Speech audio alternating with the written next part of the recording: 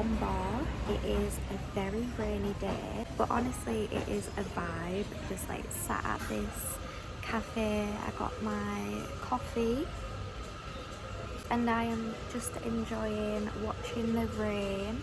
Everyone has umbrellas. So a few weeks ago I put on my Instagram, if you're not following my Instagram, it is the same name as this YouTube channel, Yorkshire Girl Abroad.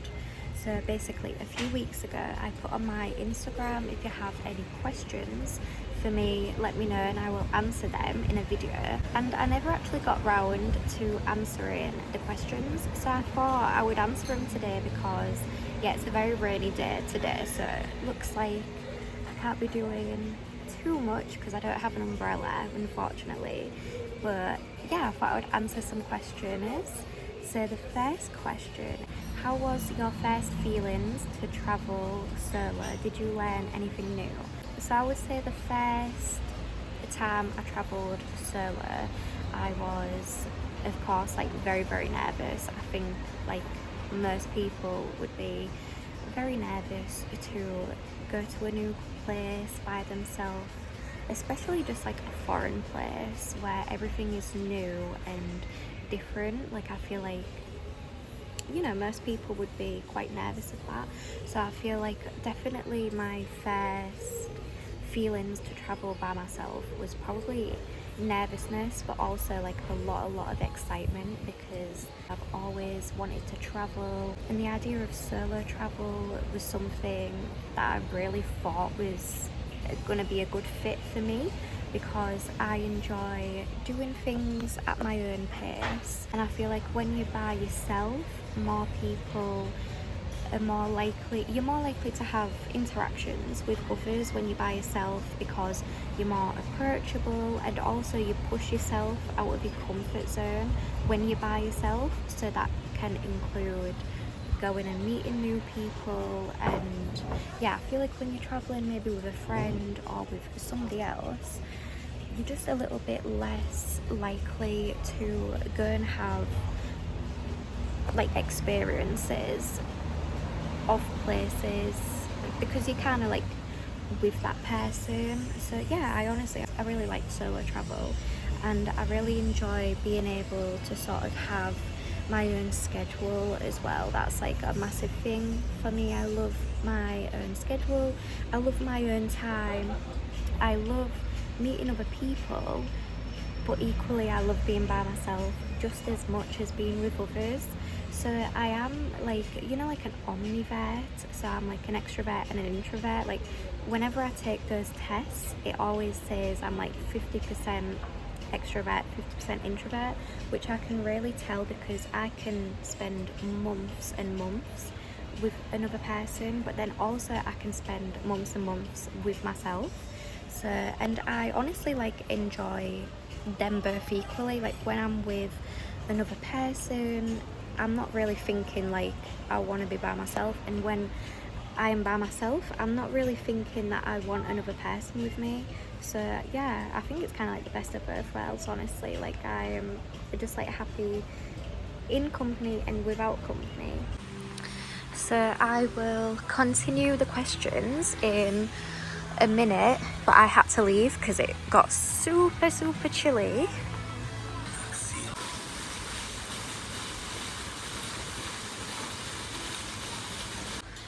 So I am back at my apartment now. My apartment is just up there, but as you can see, it started bucketing it down.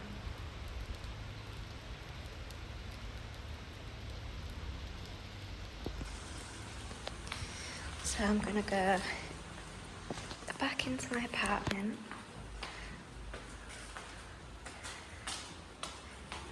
I love this building, very like old. That's a little courtyard.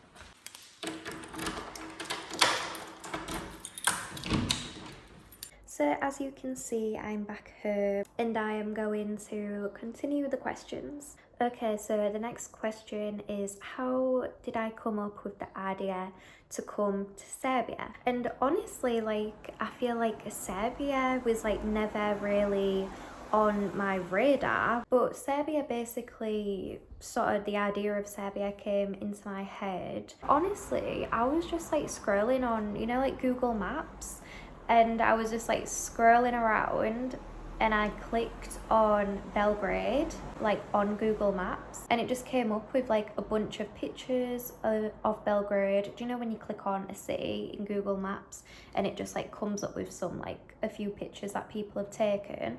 So yeah, I did that, clicked on that, came up with some pictures, and I was like, wow, like Belgrade looks like gorgeous. Like it looks like something I would really enjoy. Like the architecture looks very stunning, very beautiful. And then from there, I think I just like probably put into YouTube like Belgrade, and I think I was watching people in Belgrade.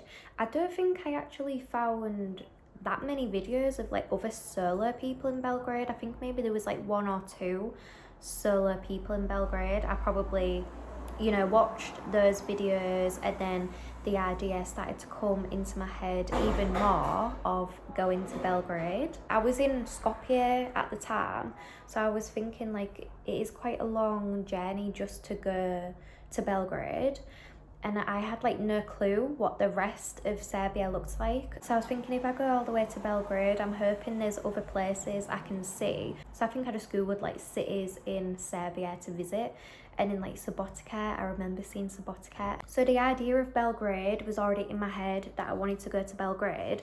But then when I saw Subotica, I was like, I would honestly just go to Serbia just to see this city. Do you know what I'm trying to say? Like, I would make this big journey just to go see Subotica because I thought it looked stunning. I thought it was gorgeous in the pictures. So I was like, I really, really want to go there now. I'm so sorry, I've just realised I am pronouncing Subotica wrong. Subotica. So yeah, that's sort of like how the idea of Serbia came about in my head. Someone said, did you find the best way to eat burek? Because I think I was saying in a previous video that the way I eat burek is like I rip it into slices and then dunk it in the yogurt and then I eat it. So honestly, yeah, that is my go-to way to eat burek. And of course with yogurt, but when I'm out and about in public, I just eat the burek without dunking it in because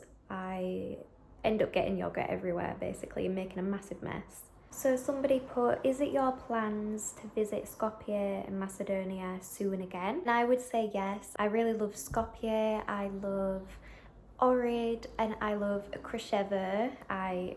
I'm obsessed with those cities, and yeah, I'll definitely be back again to visit. So the next question, did you make any friends while in Belgrade?